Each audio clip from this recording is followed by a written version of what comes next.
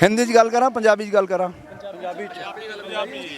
आपका हिंदी आपका पंजाबी दोनों मिक्स कर देता हूँ। भारत की आत्मा गांव में निवास करती है। 6,32,000 गांव है भारत में। दुनिया की सारी वस्तुओं की कीमत बेचने वाले तय करते हैं, किसान की फसल की कीमत खरीदने वाला तय करता है। ये दृश्य बदलने के लिए ये आंदोलन है और ये हमें समझना पड़ेगा कि इस आंदोलन को अदृश्य शक्ति संचालित कर रही है। आप दिनों की बात कर रहे हैं, अरे दिल्ली के अंदर, देश के दिल में 4 साल तक 1 रैंक 1 पेंशन के लिए सैनिक बैठे रहे, इन्होंने उनको भी खदेड़ दिया था। ये तो इनका पाप का घड़ा भर गया है। विनाश काले विपरीते बुद्धि। अब इस पूरे मूवमेंट को अदृश्य शक्ति संचालित कर रही है और देश का जन जन इस भारत माता के झंडे के नीचे आके खड़ा होगा और देश 1947 की तरह दोबारा से आज़ाद होगा। ये गौतम अडानी और नरेंद्र अमित शाह कंपनी से देश अब मुक्त होने वाला है। ये इसकी एक चिंगारी जब ये आप देख रहे हैं, ये चिंगारी इनके पूरे विनाशकारी जंगल को नष्ट करके रख देगी। देख लीजिएगा। कहा जाता है कि सीएनआरसी वाले लोग जो अर्बन नक्सल है कुछ इसमें घुस आए हैं और किसानों के साथ जो है उनको भड़का रहे हैं और किसानों को पीछे हटने नहीं दे रहे हैं। तो उनके पास और क्या नैरेटिव है चलाने को? क्या मुद्दे हैं? उन्होंने जो 6.5 सालों में क्रियाकलाप समाज के सामने रखे, नोटबंदी, लड़खड़ाती जीएसटी, सीएए, ट्रिपल तलाक, अयोध्या, 370 और ये अमेंडमेंट किसानों का, इसमें राष्ट्रभक्ति की भावना दिखती है। ये शुद्ध रूप से गौतम के और अपने व्यापार को बढ़ाने का एक तरीका था, सारे सिस्टम में फेल हो चुका है। मैं तो लंबे समय से इसको व्यक्तिगत रूप से जानता हूँ, क्रिमिनल माइंड आदमी है और देश की जनता ने चलो देर से सही समझ लिया है और देश की जनता अब जाग चुकी है। ये भारतीय जनतंत्र है, इसकी सारी शक्ति आपके हमारे वोट में छुपी हुई है। जब वोट का सदुपयोग करेंगे तो ये गुजरात से भी भागेगा, दिल्ली तो छोड़ो, ये तो गुजरात से भी भागने वाला है। देखिए इसके जितने साथी हैं, बहुत लोग सारा भारत छोड़ के भाग चुके हैं एनपीए करा के। सबसे ज़्यादा एनपीए गुजरात से आते हैं। वहाँ कोई बलिदानी पैदा नहीं होते। बलिदानी कहाँ पैदा होते हैं? पंजाब में। इस देश को आज़ाद कराने में 90% बलिदानी पंजाब से आए। इस देश की क्रांति जो आई वो पंजाब से आई, हरित क्रांति हरियाणा पंजाब से आई। देश को अन्न खिलाया और आज भी गुजरात पानी बेचना चाहता है और पंजाब सबको खाना खिलाना चाहता है। कोई भूखा नहीं रहना चाहिए। तो पवित्रता किस विज़न में है? वो तो पानी को भी बेच रहे हैं। हमारे देश में प्याऊ लगा करके लोग पानी पिलाते थे। ये गुजरात मॉडल है, पानी को बेचो। वहाँ शिक्षा के मंदिरों को प्राइवेट लोगों को दिया जा रहा है, उनसे नहीं चल रहे हैं। जहाँ से राष्ट्र का निर्माण होता है वो प्राइवेट लोगों को दिया जा रहा है। और ये पंजाब की धरती से लोग आए हैं, अभी आप देख रहे हैं इस आंदोलन में उनका भाव सेवा का। वहाँ शौर्य है, पराक्रम है, वीरता है, साहस है और सेवा है। जहाँ इतनी चीज़ें हैं वहाँ कौन इनको परास्त कर सकेगा? सारा देश इस झंडे के नीचे आएगा और इन सब गैर जिम्मेदार लोगों को सिस्टम से बाहर कर देगा। सारे एक झंडे थले आ गए। सुनो तो सही, हुण इंसानियत का कॉन्सेप्ट है ना। मैं हिंदू बनूं न तुम मुसलमान बनो, मैं भी इंसान बनूं तुम भी इंसान बनो। दुनिया को इंसानियत की ज़रूरत है ताकि जो बहुसंख्य आबादी है वो जीवन के बुनियादी हकों के लिए संघर्ष कर रही है। बिजली, सड़क, पानी, चिकित्सा, शिक्षा उनके जीवन में आएगी। ये हमारे बच्चे, छोटे छोटे बच्चे बिल गेट्स बनेंगे, दुनिया को खुशहाल बनाएंगे। सुंदर पिचाई 5 करोड़ रुपए रोज़ कमाता है, भारत का बच्चा है। उसने डिजिटल टेक्निक को पढ़ लिया पूरा। 1800 करोड़ रुपए गूगल कंपनी से ले रहा है 1 नंबर में। बताओ, हमारे बच्चों के भविष्य के द्वार खुल जाएंगे। ये हमारी खेती समृद्ध होगी तो भारत मजबूत होगा और भारत मजबूत होगा तो सारे संपूर्ण मानव जाति खुशहाली के गीत गाएगी। यही तो राम राज्य की परिकल्पना है, जहाँ इंसान ही नहीं पशु पक्षियों को भी आज़ादी की खुली स्वच्छंदता में विचरण करने का अधिकार मिलेगा और जन जन के भीतर सुप्त विवेकानंद जागेगा, बिल गेट्स बनेगा, सुंदर पिचाई बनेगा और इस सारी धरती ऐसे स्वर्ग की मानिंद हो जाएगी। हम सब एक दूसरे के गले मिलकर इस मानव जाति के कल्याण के गीत गाएंगे। यही तो संदेश है इस आंदोलन का। ਕੀ ਲੱਗਦਾ ਕਿ ਇਹ ਸੰਘਰਸ਼ ਜਿਹੜਾ ਹਜੇ ਤੱਕ ਕਿਉਂਕਿ ਬੇਸਿੱਟਾ ਨਿਕਲੀਆਂ ਨੇ ਮੀਟਿੰਗਾਂ, ਕੀ ਲੱਗਦਾ ਕਿ ਸੰਘਰਸ਼ ਇਹ ਕਿੰਨਾ ਹੋਰ ਅੱਗੇ ਚੱਲੇਗਾ? अरे अभी तो शुरू हुआ है, अभी से घबरा रहे हो क्या आप किससे लड़ रहे हो? जिसके पास 303 सीट है उसका अहंकार तो आसमान पे है, आपके पास क्या है? अरे आप पूरे देश को खड़ा कर दो। आप कानून बदल दोगे क्या? कानून कौन बदलेगा? लोकसभा राज्यसभा में जब उनके बहुमत से, ध्वनि मत से पारित होगा तो बदलाव होगा। जैसे वो लाए हैं, वो तो दादागिरी से लाए हैं, लेकिन उनके पास बहुमत है ना। बहुमत किसने दिया? किसने दिया बहुमत? तुसी असी वोट दिते ना, उन्हें भावुक बना के सानू धोखा दे के लै गया वोट। ਤਾਂ ਹੁਣ ਇਹ ਤਾਂ 2024 ਚੁਣਾਵ ਹੋਣੇ ਨੇ लोक सभा दे, उस तो पहले तो उसी की करिए। लेकिन मैं देश की जनता को डरा नहीं रहा हूँ, जगा रहा हूँ। ए ਤੁਹਾਨੂੰ मैं जगा रहा, अगर ਤੁਸੀਂ ਸਾਰੇ रल मिल के अपने अंदोलन ਨੂੰ ताकतवर बनाते हो, उस रेखा ਨੂੰ छूए बिना लंबी रेखा खड़ी कर देंगे हो और सरकार घुटना दे बल आ जाएगी। लिख लो तुसी। आप पिछले 6.5 साल का उनका कार्यकाल देख रहे हैं, कभी उन्होंने एक कदम पीछे हटाया? तानाशाह आदमी ये जानता है कि एक कदम पीछे हटने का मतलब उसकी मौत सामने खड़ी है। आप समझिएगा बात को। जब उन्होंने सैनिकों को नहीं टिकने दिया, किसानों को, ये तो देखिए मैं क्या बोल रहा हूँ, ये लड़ाई किसानों की नहीं है, ये अदृश्य शक्ति इस किसान आंदोलन को खड़ा कर रही है, क्योंकि उनका पाप का घड़ा भर चुका है।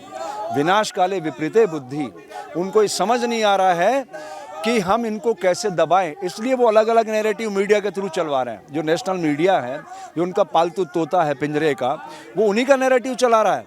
इस आंदोलन को वो खलिस्तानी, आतंकवादी, पाकिस्तानी वगैरह वगैरह, उनके पास ऑप्शन क्या है? आप बताइए, क्या मुद्दे उनके पास कहने को?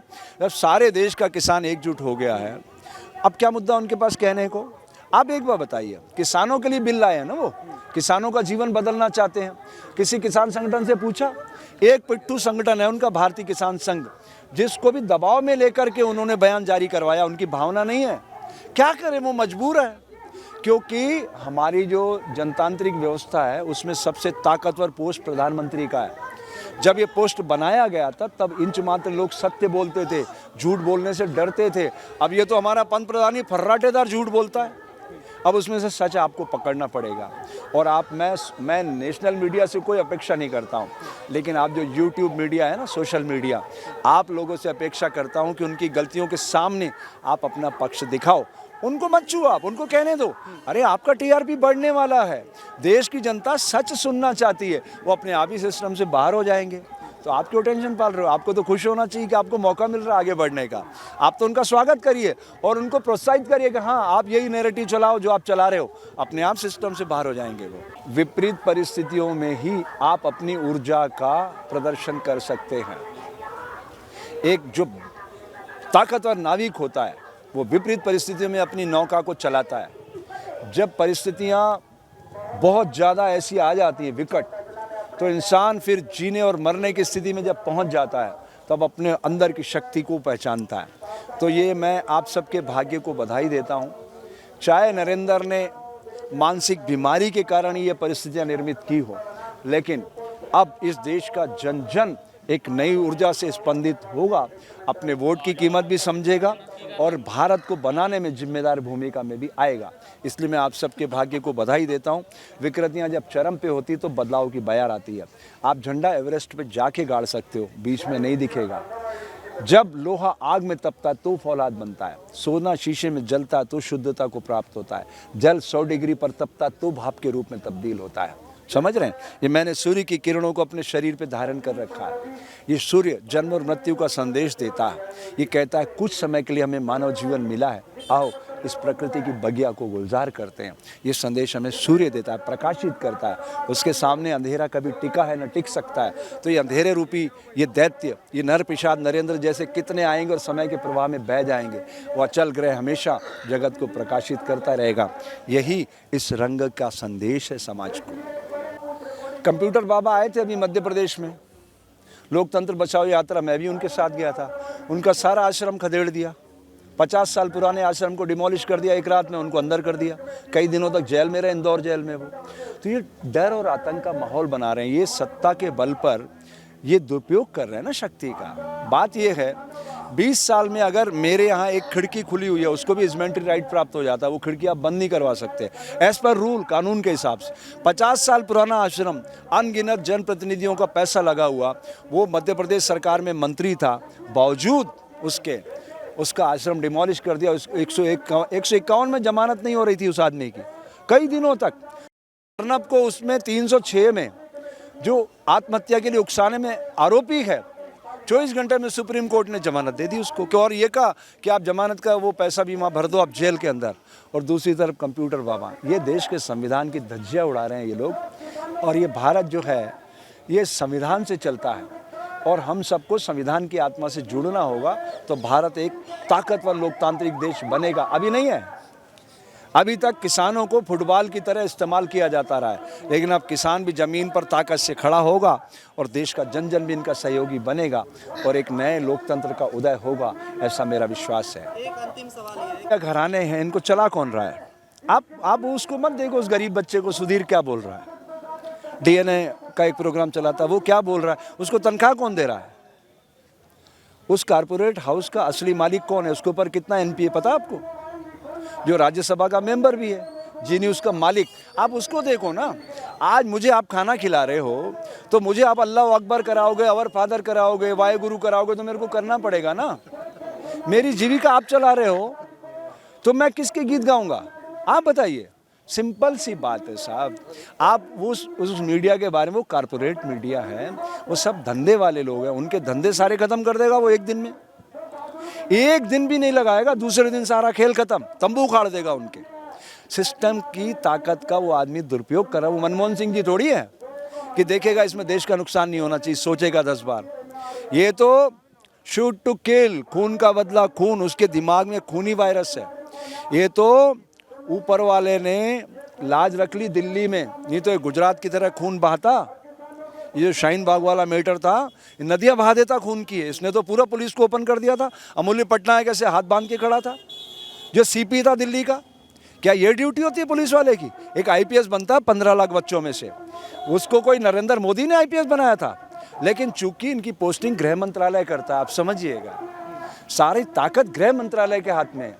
वो उनको वहाँ लगा सकते जहाँ मर्जी आए। तो जितने भी IPS IAS हैं बेचारे, ये सरकार का मुखौटा होते हैं, ये सरकार से बाहर नहीं जा सकते। उनकी आत्मा इस आंदोलन से जुड़ी हुई है, सारे IAS IPS की। कुछ लोगों को छोड़ दो, लेकिन वो वही करना पड़ेगा जो सरकार चाहती है। इसलिए मैं देश की जनता से उम्मीद करता हूं कि आप लोग अपनी वाणी का संतुलन रखिए, उनको मौका मत दीजिए गोली चलाने का। वो तो कहेंगे ये खालिस्तानी है, आतंकवादी हैं, पाकिस्तान प्रायोजित है, वो सारे रंग भरेंगे, लेकिन जनता को अपनी समझदारी का परिचय देना है। अपना रिमोट अपने हाथ में रखना है, कुछ भी कहें कहते रहो। अपना रिमोट अपने हाथ में रखेंगे तो जहाँ धर्म है, जहाँ कर्तव्य है, भारतीय संविधान वहाँ खड़ा है। सारी दुनिया देख रही है इसको। तो भारतीय संविधान के तहत मुझे मौलिक अधिकार है 19(1) में, मैं अपनी वैचारिक अभिव्यक्ति को बोल रहा हूँ ना इतनी ताकत से, मेरा क्यों कुछ नहीं बिगाड़ पा रहा है वो? मैं आज बोल रहा हूँ। आप गूगल पे जाके सर्च करिए स्वामी हर्षानंद, आपको कई सालों के वीडियोस मिलेंगे। मैं तो उसको कब से बोल रहा हूँ कि मानसिक पिशाच को आप लोगों ने मौका दे दिया है, सारा देश की सारी इकोनॉमी को ख़त्म कर देगा, लेकिन उस समय लोगों को समझ नहीं आया, अब शायद समझ आ रहा है।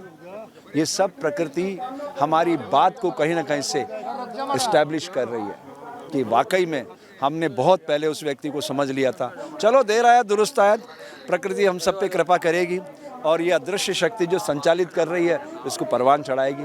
आप सबके मंगल की कामना के साथ जय हिंद जय भारत। बोले सो निहाल,